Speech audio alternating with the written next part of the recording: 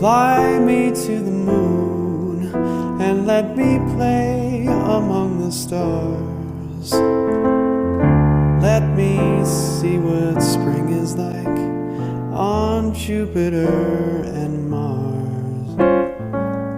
In other words, Fase bulan baru atau new moon. Fase new moon adalah fase di mana bulan berada di tengah-tengah matahari. Fase ini dapat menyebabkan terjadinya gerhana matahari. Waxing crescent atau fase bulan sabit awal. Fase bulan sabit awal ini terjadi antara bulan baru dan fase kuartal pertama bulan. Peristiwa ini diawali dengan tampaknya bentuk bulan sabit yang tipis dan dapat terlihat di bagian bumi bagian utara. Fase bulan kuartal pertama, first quarter. Fase first quarter membuat bulan tampak seperti setengah lingkaran. Dalam fase ini, posisi bulan terletak pada sudut 90 derajat antara bumi dan juga matahari.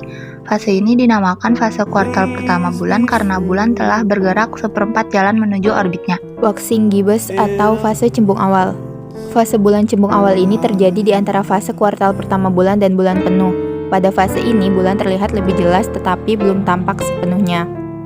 Di bumi bagian utara, sisi kanan bulan akan terlihat bercahaya ditambah adanya sinar-sinar kecil di sisi kirinya. Fase bulan purnama atau full moon. Ketika mengalami fase full moon, matahari, bumi dan bulan ada pada satu garis lurus sama seperti saat fase new moon. Posisi bulan terletak di belakang bumi. Ini membuat cahaya matahari yang seharusnya menyinari bulan menjadi tertutup oleh bumi yang ukurannya lebih besar. Waning gibbous, cembung akhir. Setelah melewati setengah putaran, fase bulan kembali ke awal. Pergerakan bulan terus ke barat, sehingga cahaya matahari sedikit tertutup oleh bumi. Last quarter atau paruh akhir. Fase ini adalah saat di mana posisi bulan sudah mencapai 3/4 putaran.